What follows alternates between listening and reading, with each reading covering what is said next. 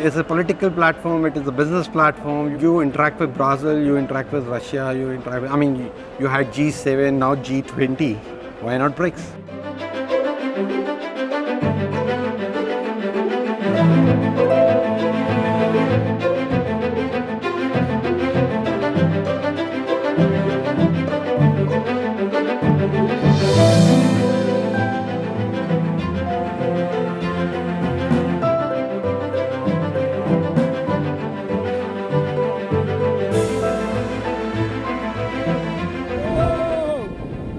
The BRICS series will follow the routine of a middle-class family in each of the 5 countries for a week to show the impact of the economic and social changes in their lives.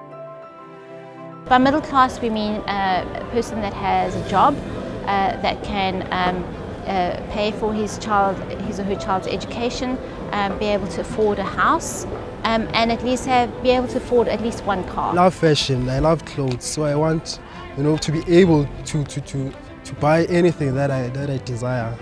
Так что повседневные стандарты жизни в смысле имущества, вот того, что можно руками потрогать, меняются.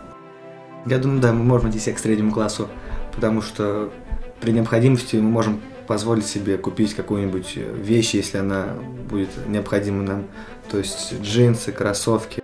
因为我现在也正在读 MBA 嘛，也是为了想自己变得更优秀，能有这个机会，能得到更好的回报。In today's whether Brazil and South Africa, China, India, Russia, we should look for wealth or welfare improvement. This is the people they want to get it. Em 5 anos eu troquei de carro 3 vezes.